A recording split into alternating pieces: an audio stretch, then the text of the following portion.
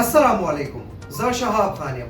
دا وخت افسوسناک خبر ستاسو سره شریکو د تحصیلي بریکوټ علاقه کوټه کلي کې د هنګۍ د پل په مقام یو پیره بیا د روډ حادثه مخې ته راغلي.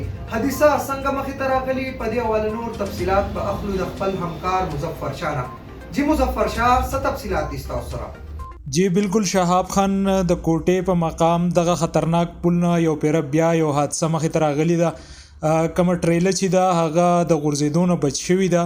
خوش قسمتۍ نه به دغه کې څه نقصان نه دی شوی، خو 2 ورځې مخکې چې کوم دی تاسو ته یاد وي چې هم یو حادثه دغه مقام باندې مخې ته راغلې وه. د دې نه مخکې چې کوم دی نو هم په مختلف سوشل میډیا چینلو باندې هم دغه چلیدلې ده دا خبره چې یاره دا پل چې کوم دی دا د سوات ګیټ وی ده او دا انتهایی خطرناک پل دی.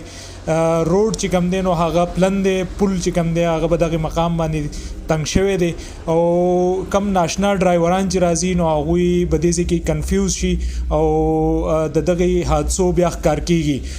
تاسو ته د دې سره دا هم وایم چې د دې پل د وجې نه چې کوم دی مختلف حادثې مخې ته راغلي دي او په هغې کې قیمتي ځانونه چې کوم دی هغه ضایع شوي دي.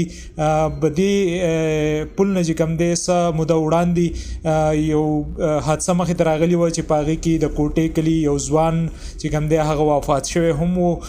داسې دې پل چې کوم دی ډېر کسان چې کوم دی هغوی معذوره کړي هم دي.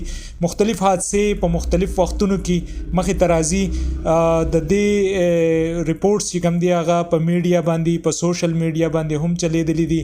د علاقې عوام چې کوم دی هغوی هم برپور او غوښتنه کړې ده د حکومت نه چې د دې پل دی لازمي انتظام وشي چې د حادثې چې کوم دی دا نورې مخې ته نه راځي. جی شهاب، ډیره مننه مظفر شاه د تفصیلاتو راکولو.